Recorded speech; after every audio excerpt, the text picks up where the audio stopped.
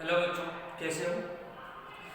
Last class में हमने गैसीय अवस्था स्टार्ट की थी और पिछली क्लास में जो हमने पढ़ा था वो क्या था, काइनेटिक थ्योरी ऑफ गैसेस, यानी गैसों का अणुगति सिद्धांत। और मैंने कहा था अणुगति सिद्धांत का डेरिवेशन देखेंगे।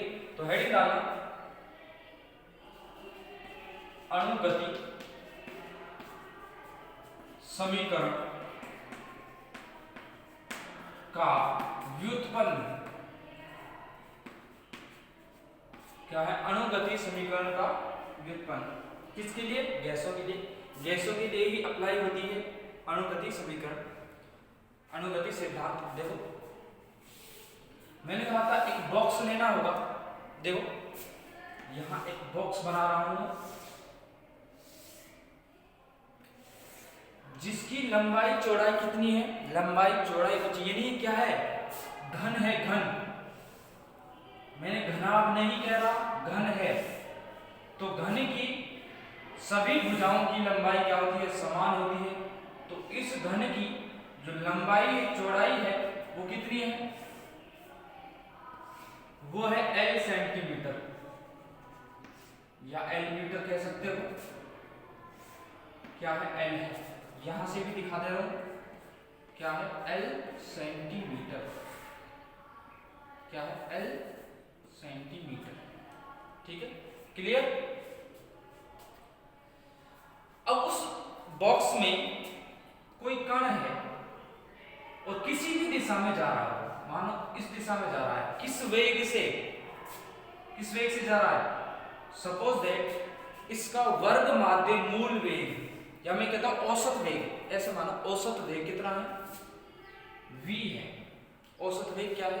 v। ठीक है, सॉरी vx से दिखा सकते हैं, v से दिखा सकते हैं। ठीक है, औसत वेग क्या है? v।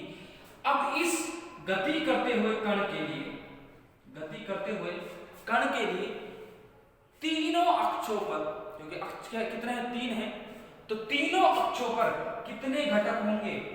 एक x अक्ष पर, एक y अक्ष पर और एक z अक्ष पर क्या होगा? इसका घटक होगा। ठीक है, मैं कह रहा हूं जब यह है x दिशा में, x अक्ष पर गति कर रहा है तो इसका घटक क्या है? vx है। जब मैं y दिशा में की बात कर रहा हूं तो y दिशा के लिए vy होगा और z के लिए vz होगा। घटक की बात कर रहा हूं मैं। जैसे निकाल देते हैं घटक, हम क्या करते थे? मान लो यहां से थीटा कौन बनता था? ठीक है, किससे? x अक्ष से। ये क्या है? y। तो ये क्या होता था? ये होता था कोई भी, जैसे यहां से दूरी क्या है? l है। तो l sin theta, l cos theta होता था। x अक्ष पर घटक क्या होता था? l cos theta. और यहां क्या होता था? l sin थीटा या r sin थीटा या r cos थीटा, ये होता था। यहां घटक और तरीके से ले रहा हूं, कोण नहीं, एंगल नहीं है, कोण नहीं है। तो x अक्ष की दिशा में जो वेग होगा वो क्या है? vx है। ठीक है, मान लो जो कण है इस दिशा में जा रहा है, x अक्ष में जा रहा है। ठीक है, x अक्ष पर देखो यहां से इसे दिखा रहा हूं मैं a और b से। किसे? इनके बीच की दूरी को किससे दिखा रहा हूं? a और b से। a और b के बीच की दूरी कितनी है? l ही है। कहीं से दिखा सकते हो a और b को, यहां से भी दिखा सकते हो।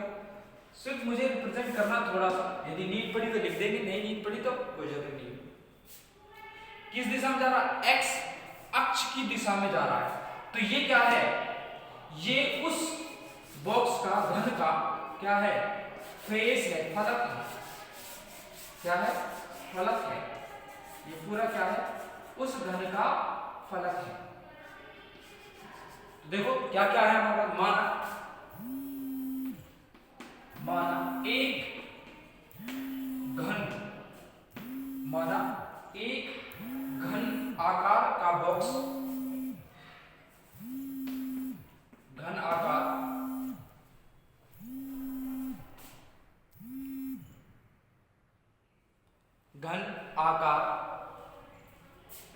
का बॉक्स। क्या है? घन आकार का बॉक्स है। ठीक है, जिसमें जिसमें कोई गैस भरी हुई है। क्या भरी हुई? गैस भरी हुई है। जब गैस भरी हुई है, माना बॉक्स की भुजा की लंबाई चौड़ाई ऊंचाई वही होगी। भुजा की लंबाई क्या है? L सेंटीमीटर है। क्या है? भुजा की लंबाई क्या मैंने अभी कहा? L सेंटीमीटर है। और L सेंटीमीटर है और कितने वेग से? औसत वेग बता रहा हूं मैं, x अक्ष पर बताऊंगा पहले, फिर y पर, फिर z पर। तो औसत वेग क्या है? Vx से रिप्रेजेंट करूंगा। और उस गैस के मोलों की संख्या, या मैं कहूंगा अणुओं की संख्या क्या है? n। उसे किससे रिप्रेजेंट करूंगा? n से। अणुओं की संख्या क्या है? n है। तो दूसरा लिखना, माना बॉक्स की भुजा की लंबाई क्या है? l है। बॉक्स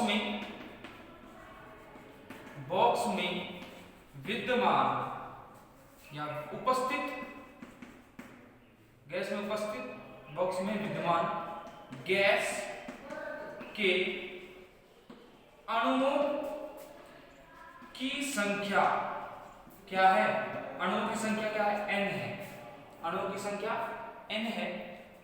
गैस के अणु का औसत वेग, या जब औसत वेग की बात करें, मैंने कहा था औसत वेग की बात करते हैं तो सारे अणुओं के औसत, किसी एक अणु की बात नहीं करते। तो गैस अणुओं या अणु का औसत वेग सिर्फ x अक्ष पर कह रहा हूं मैं, क्या है? Vx है।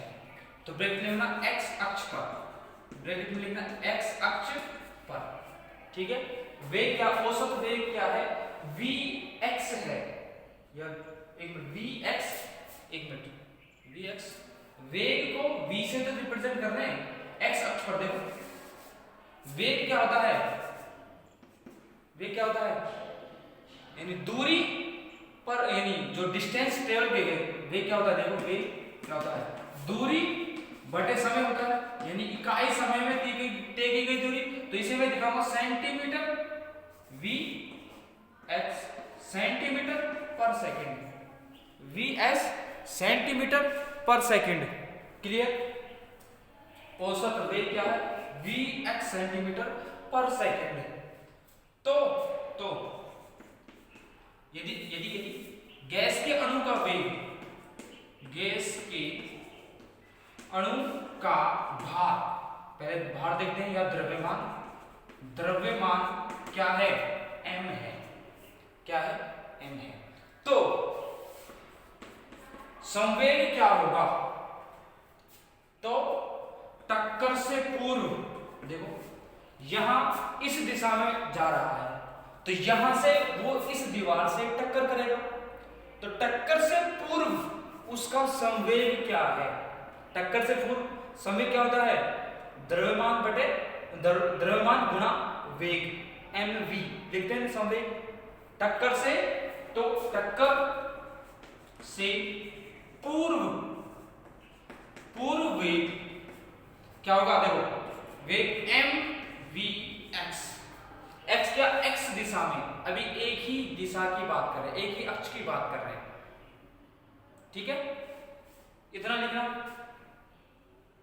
ठीक है। मैं सारी चीजें लिखूंगा डेरिवेशन के लिए, जिससे आप क्या लिखना है क्या नहीं लिखना वो सारी चीजें लिख पाए, ठीक है। इरेज करूं, देखो मेरे पास स्पेस बहुत कम है, यहां से यहां तक, यानी इसकी भुजा की लंबाई क्या है? L सेंटीमीटर है, ठीक है।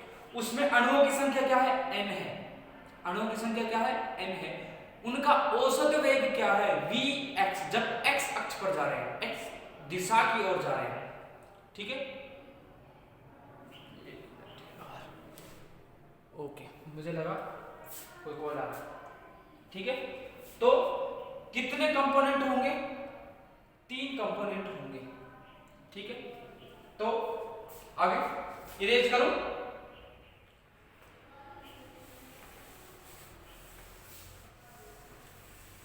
टक्कर के बाद संवेग, एक बात बताओ, जो वेग है वो एक सदिश राशि है, सदिश है, टक्कर के बाद वेग। देखो यदि इस अक्ष पर यानी सीधी रेखा में कण टकराएगा दीवार पर, ये दीवार है मान लो, ये क्या है, बोर्ड है, ये दीवार है, तो इस पर बिल्कुल सीधा टकराए तो उसी दिशा में वापस चला जाएगा, दूसरी दिशा में उसके अपोजिट चला जाएगा।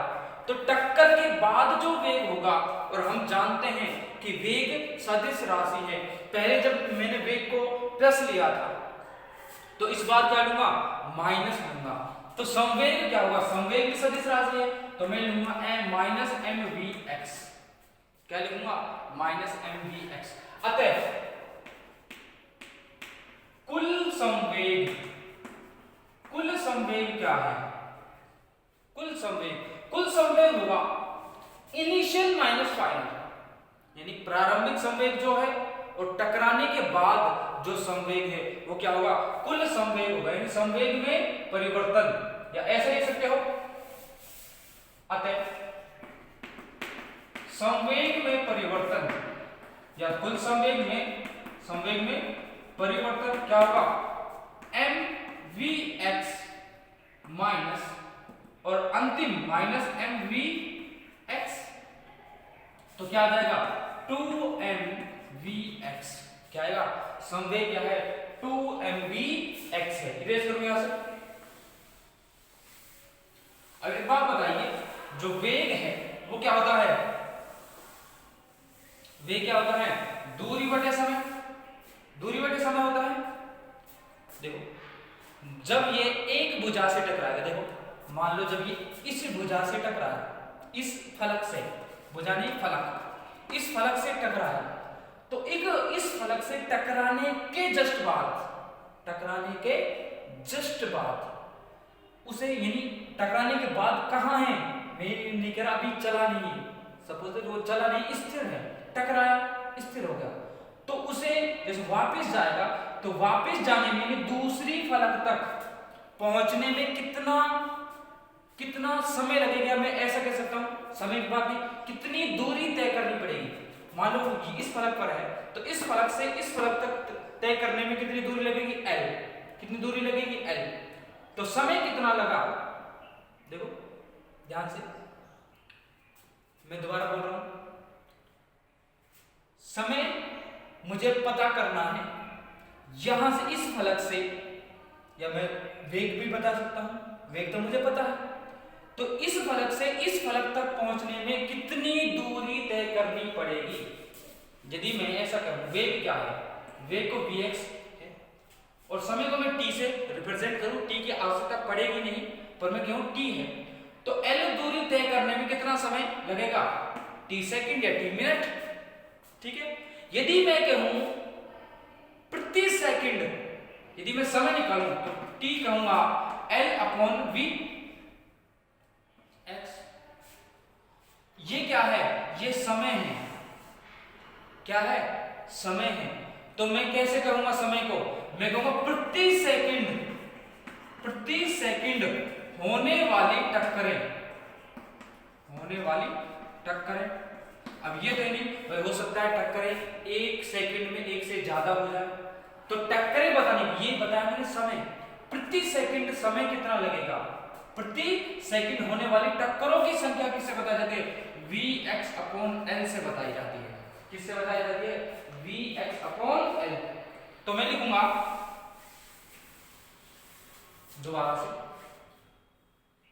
लिखो a व b, या मैं कहूं बॉक्स की लंबाई L है, अतः एक टक्कर, राइटिंग थोड़ा सा मैनेज कर लेना, थोड़ा सा जल्दी लिख रहा हूं, एक टक्कर करने के बाद दूसरी टक्कर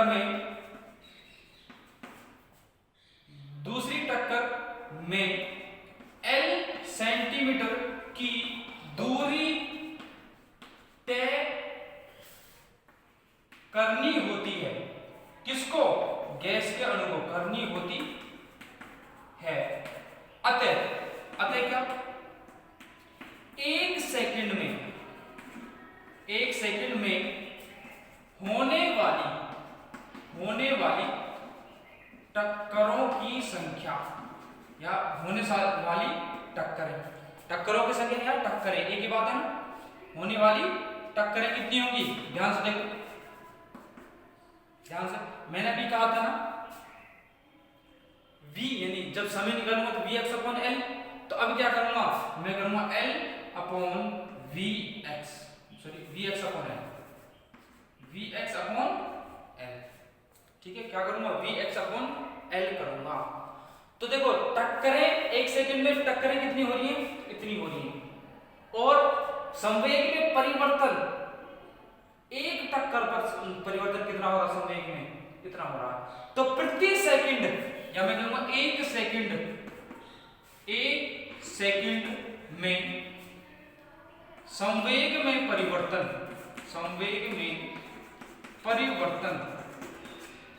क्या होगा, देखो टक्करें कितनी है, vx अपॉन l है प्रति सेकंड, और संवेग में एक टक्कर में परिवर्तन कितना हो रहा है, इतना हो रहा है 2mvx। तो मैं लिखूंगा 2mvx into vx upon l, ठीक है। तो मेरे पास क्या आएगा, 2mv square x upon l, 2mv square x upon l, यानी vx स्क्वायर अपॉन l। ये क्या है, प्रति सेकंड संवेग में परिवर्तन है, प्रति सेकंड संवेग में परिवर्तन है। प्रति सेकंड टक्करें कितनी है, vx अपॉन l, और इनका मल्टीप्लाई कर देंगे तो मुझे प्रति सेकंड संवेग में परिवर्तन आ जाएगा। बात क्लियर। अब रिमेंबर ये क्या है, एक अक्ष पर है, अतः तीनों अक्षों पर, यहां से इसे इरेज कर सकता हूं, ठीक है। अतः या फिर इसी प्रकार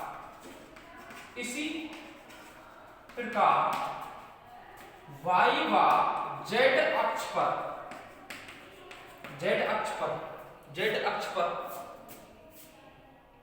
प्रति सेकंड, और ध्यान रहे सिर्फ एक ही अणु की बात हो रही थी, एक ही अणु की, सिर्फ एक अणु लिया था मैंने यहां, प्रति सेकंड। इसी प्रकार y व z अक्ष पर प्रति सेकंड प्रत्येक कण के लिए, प्रत्येक कण के लिए संवेग में परिवर्तन कितना होगा, देखो इरेज कर रहा हूं थोड़ा सा, है ना।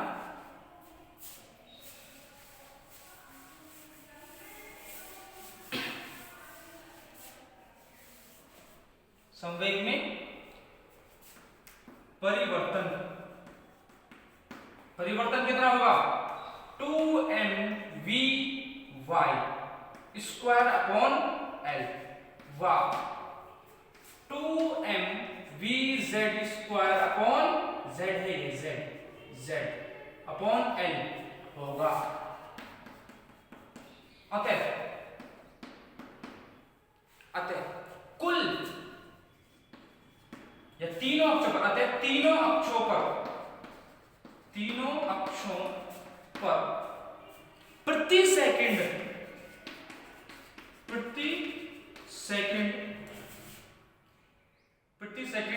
संवेग में परिवर्तन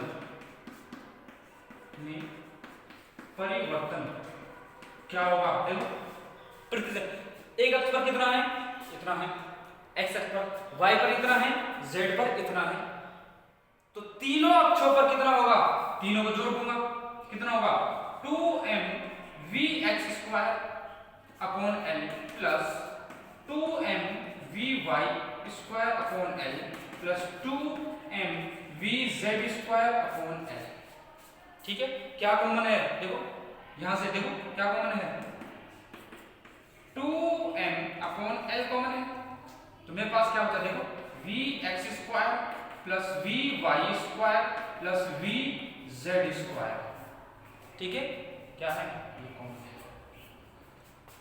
ठीक है, अब मैं कह रहा हूं ध्यान से सुनना, ये क्या है, ये है RMS रूट मीन स्क्वायर, यानी वर्ग माध्य मूल वेग है।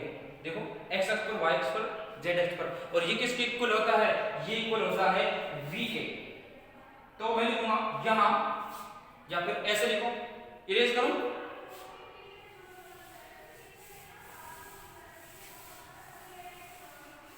या फिर इनको रिप्लेस कर दूं, 2mv/L, ठीक है, 2mv/L, ठीक है, या ऐसे लिख सकते हैं, ठीक है।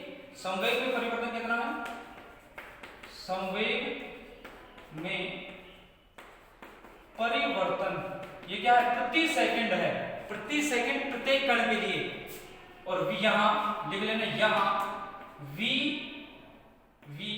क्या है, वर्ग माध्य मूल वेग है, जो किसके इक्वल होता है, जो इक्वल होता है, इरेज कर रहा हूं, है ना। अरे ध्यान से देख तो रहे हो, बहुत आसान है ना।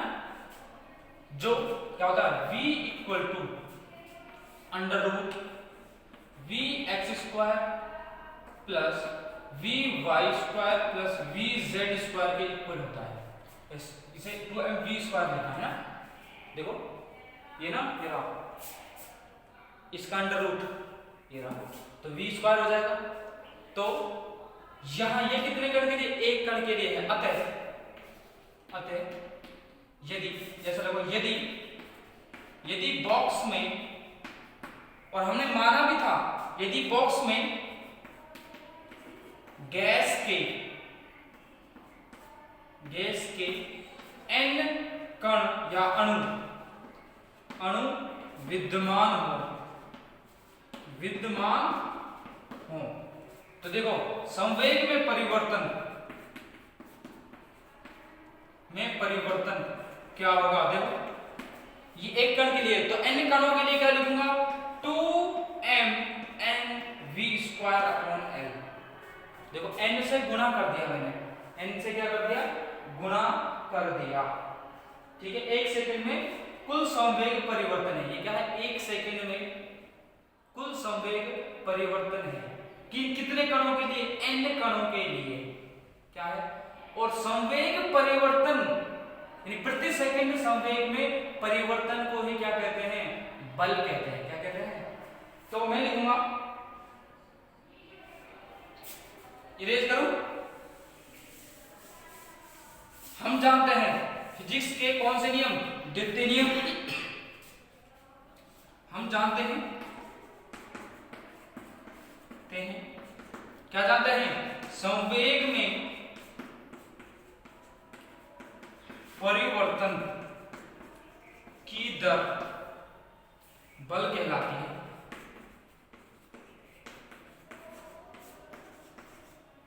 संवेग में परिवर्तन की दर बल कहलाती है। तो मैं बल को क्या लिखूंगा, F इक्वल टू,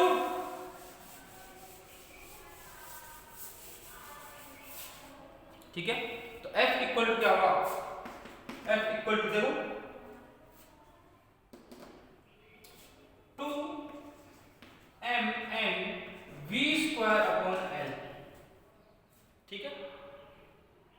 और हम जानते हैं चूंकि F क्या होता है, P/A, यानी दाब अपॉन क्या, क्षेत्रफल, प्रति इकाई क्षेत्रफल पर लगाया गया बल क्या होता है, एक मिनट, सॉरी P उल्टा कर दिया, P इक्वल टू F/A, उल्टा लिख दिया, कोई बात नहीं। हम जानते हैं चूंकि हम जानते हैं, क्या जानते हैं, P इक्वल टू F/A, यानी प्रति इकाई क्षेत्रफल पर लगाया गया बल क्या है, दाब कहलाता है। तो मैं लिखूंगा ये क्या है, बल बटे क्षेत्रफल। अब बल तो हमें दिया हुआ है, तो मैं लिखूंगा P इक्वल टू, बल दिया हुआ है वो लिख रहा बल, बल लिख रहा है ना, देखो ये लिख रहा हूं, तो मैं लिखूंगा 2m n v square upon l। और क्षेत्रफल को क्या लिखा जाए, क्षेत्रफल किसका, उस फलक का, किस फलक का, देखो ध्यान से मैंने कहा फलक पर टक्करें कर रहे हैं कौन, कण, तो उस फलक पर टक्करें हो रही हैं, तो क्षेत्रफल भी किसका होगा, उस फलक का, उस दीवार का होगा, बॉक्स की दीवार का होगा, दीवार ही कहेंगे, है ना। तो 2mv स्क्वायर अपॉन l, और क्षेत्रफल क्या होगा, l स्क्वायर, क्योंकि भुजा हमने l ही मानी थी, तो एक भुजा, एक फलक का क्षेत्रफल क्या होगा, l स्क्वायर। तो देखो ध्यान से P इक्वल टू, देखो l को नीचे लिख दूं, तो देखो ध्यान से देखना, ध्यान से 2mnv square upon l cube, और l क्यूब क्या है, v आयतन। तो देखो ध्यान से P, I am missing something,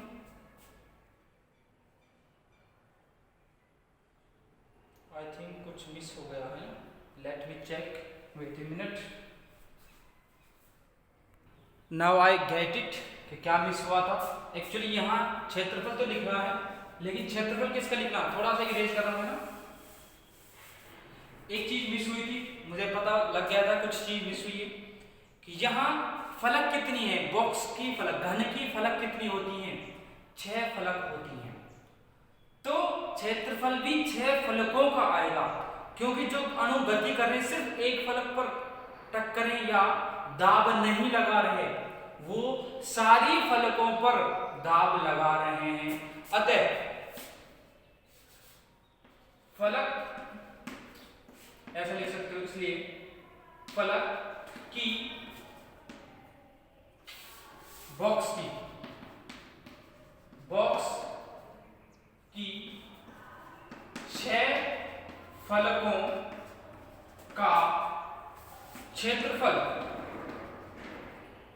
क्या होगा, देखो 6 इंटू ए, क्योंकि ए क्या है, क्षेत्रफल है, तो या मैं कहूंगा 6 into L square, 6 into L square. अब लिख सकता हूं, तो P इक्वल टू, देखो बल क्या है, 2mnv square upon l upon 6l square. कितनी फलकें हैं, 6, ये मिस कर रहे थे हम 6 को, ठीक है। तो देखो P इक्वल टू, देखो ये क्या हो गया 1/3, या फिर ऐसे ही रहने दो 1 मिनट के लिए, तो mnv स्क्वायर, l को नीचे ले आओ, तो ये क्या हो जाएगा, l को नीचे लाऊंगा 6l क्यूब, और ये क्या हो जाएगा, देखो यहां लिख रहा हूं मैं, यहां से इरेज करूं क्या, थोड़ा सा इरेज कर रहा हूं, है ना, लिख लिया होगा, ज्यादा स्टेप नहीं है, देखो ध्यान से P इक्वल टू क्या हो गया, देखो ये V हो जाएगा, और ये क्या 2 है, नीचे क्या है 6 है, तो मैं लिखूंगा 1/3 mnv स्क्वायर अपॉन v। ध्यान देना, ये V क्या है, वेग है, क्या है, वेग है, V क्या है, वॉल्यूम है, आयतन है, इसे बड़ा बनाना, उसे छोटा बनाना, तो लिखना PV equal to 1/3, PV equal to 1/3 mnv square, क्या है, PV equal to 1/3 mnv square, इसे बड़ा बनाना या फिर थोड़ा सा गहरा बना लेना, तो PV equal to 1/3 mnv square. यही समीकरण क्या है, गैसों के लिए अणुगति समीकरण है, ठीक है। रिजल्ट अगर लास्ट में लिख लोगे, क्या लिख लोगे, दोबारा बताओ ना हमने कैसे किया।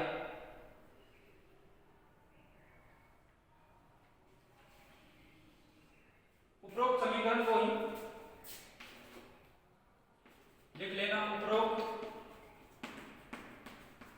समीकरण को ही गैसों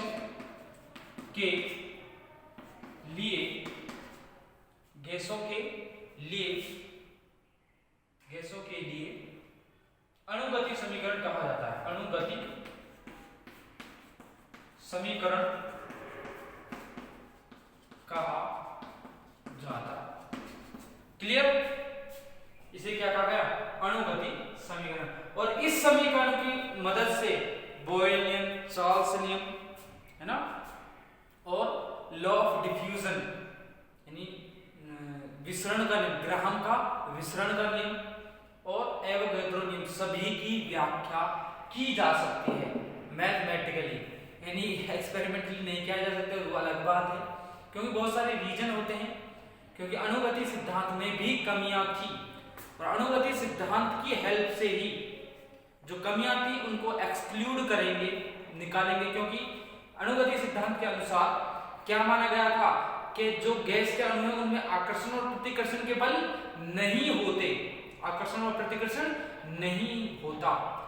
इसी बात का फायदा उठाते हैं और यही तो होता है गैसों का द्रवीकरण। गैसों का द्रवीकरण नहीं होता यदि आकर्षण और प्रतिकर्षण नहीं होता। तो एक बात मैंने बताई थी जब अणुगति सिद्धांत पढ़ाया था, तो यानी इनकी टक्करें प्रत्यास्थ होती हैं और वहां कहा था ना तो ऊर्जा का अवशोषण करते हैं ना ही ऊर्जा देते, ना तो लेते हैं ना ऊर्जा। प्रत्यास्थ टक्करें होने का मतलब ये होता है ऊर्जा लेने देने से नहीं, उनमें जो ऊर्जा जो टक्करें हुई हैं और ऊर्जा का लेन देन तो होता है, लेकिन कुल ऊर्जा परिवर्तन क्या होता है? शून्य होता है। क्या होता है? कुल ऊर्जा परिवर्तन यानी ऊर्जा संरक्षण का नियम लागू होता है। मान लो कोई गैस अणु 10 मीटर पर सेकंड की वेग से गति कर रहा है, 10 मीटर पर सेकंड के वेग से, और दूसरा अणु है वो कर रहा 5 के वेग से या मान लो 4 के वेग से। अब हो सकता है ये टक्कर करे, तो टक्कर के बाद इसकी 10 हो जाए, इसकी 4 रह जाए, या इसकी 8 रह जाए, इसकी 6 रह जाए, कुछ भी हो सकता है, या इसकी 7 हो जाए, इसकी भी 7 हो जाए। ठीक है, यानी कुल वेग या मैं कहूं ऊर्जा परिवर्तन, कुल ऊर्जा परिवर्तन स्थिर रहता है। प्रत्यास्थ होने का मतलब ये था, तो ध्यान रखें। ठीक है, तो ये अणुगति समीकरण हमने कैसे डिराइव की, अब उसके बारे में देख लेते हैं। इरेज करूं क्या? ठीक है, यहां से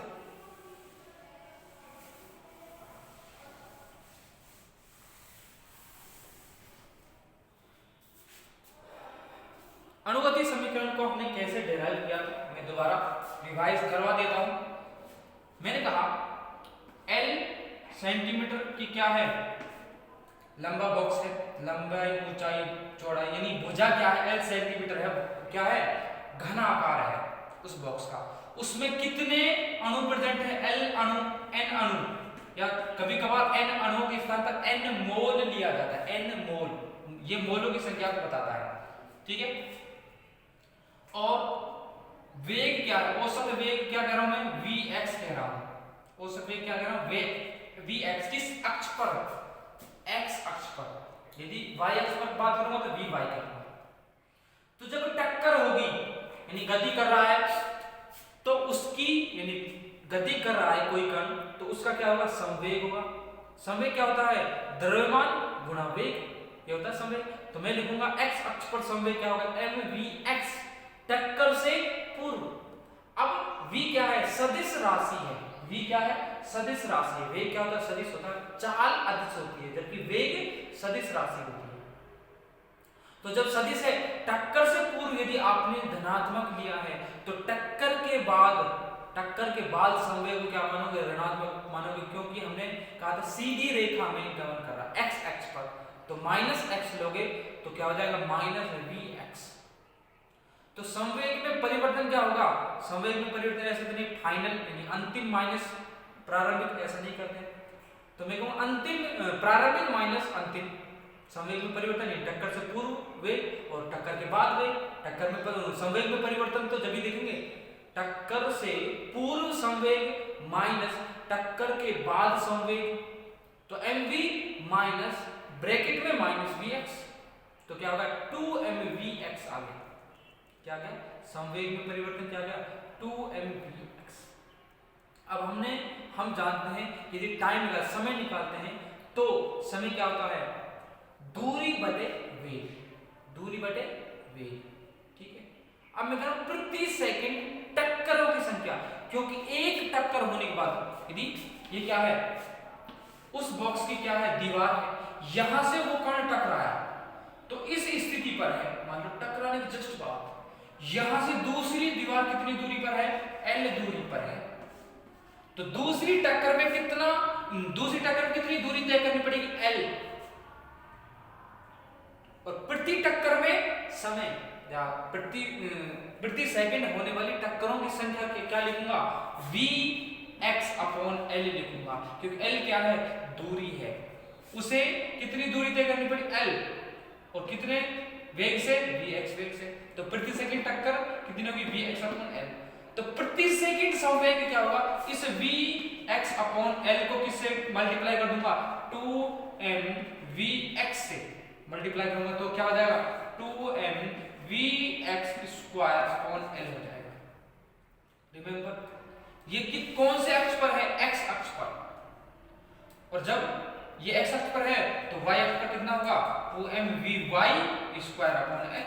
ऐसे ही z पर क्या होगा, 2mVz² L। इनको जोड़ देंगे तो टोटल यानी कुल संवेग आ जाएगा। यानी कुल संवेग कौन सा, संवेग में परिवर्तन, प्रति सेकंड संवेग में परिवर्तन।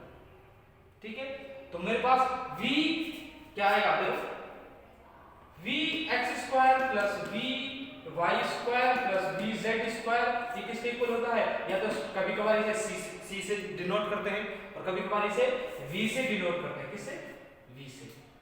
ठीक है, क्या है, वर्ग माध्य मूल वेग, वर्ग माध्य मूल वेग, या v² ले लेंगे, तो यहां से इस चीज को रिप्लेस करेंगे तो मेरे पास क्या आएगा, 2mV²/L। अब मैंने कहा कि अणुओं की संख्या क्या है, n है, या मोलों की संख्या क्या है, n है, तो n से गुणा कर दूंगा तो मेरे पास क्या आएगा, 2mNV²/L। क्या है, 2mNV²/L। देखो ध्यान से इरेज कर रहा हूं। अब संवेग में परिवर्तन की दर क्या होती है, संवेग में परिवर्तन की दर क्या कहलाती है, बल कहलाती है।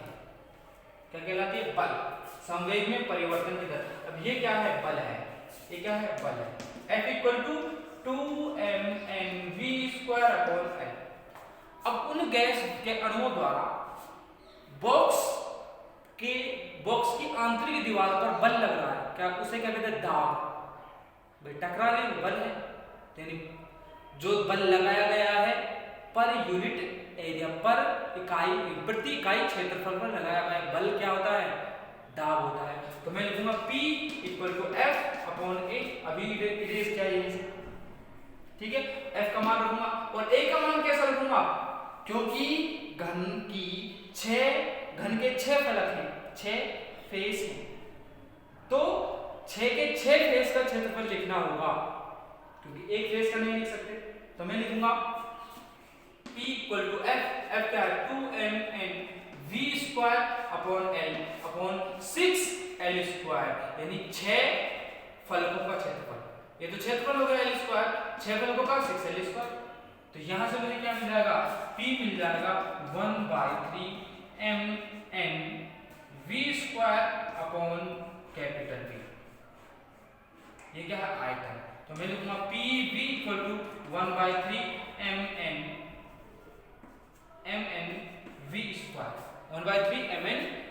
यही क्या है, गैसों का अणुगति समीकरण है। क्या है, गैसों का अणुगति समीकरण। मुझे लगा था कि इसी क्लास में मैं आदर्श गैस से विचलन भी बता दूंगा, ये भी हो जाएगा, कोई बात नहीं। तो नेक्स्ट क्लास में चर्चा करते हैं इससे आगे की, और आदर्श गैस से विचलन का जो व्यवहार है उसके बारे में चर्चा करेंगे। और इस समीकरण की मदद से सारे जो नियम हैं, चार्ल्स का नियम, बॉयल का नियम, एवोगैड्रो का नियम, गैलुसेक का नियम। गैलुसेक का नियम असल में क्या था, गैलुसेक का नियम था P = T। ये नियम था गैलुसेक का। समटाइम्स ऐसा कई बुक्स में लिखा होता है, अब पता नहीं गलत है या सही है, मैंने भी उस दिन बताया था चार्ल्स गैल्से का क्या बताया था, V is proportional to T। ये क्या था चार्ल्स गैल्से, लेकिन गैल्से का नियम ये भी कई बुक्स में लिखा हुआ है। तो P is equal to T, ठीक है, P is proportional to T। तो इसकी मदद से सारे जो समीकरण हैं, नियम हैं, चार्ल्स जो गैसों के लिए नियम है, चार्ल्स बॉयल, एवोगैड्रो और ग्राहम का रूल है, उनकी व्याख्या की जा सकती है मैथमेटिकली। ठीक है, तो मिलते हैं नेक्स्ट क्लास में और चर्चा करेंगे इससे आगे की। ठीक है।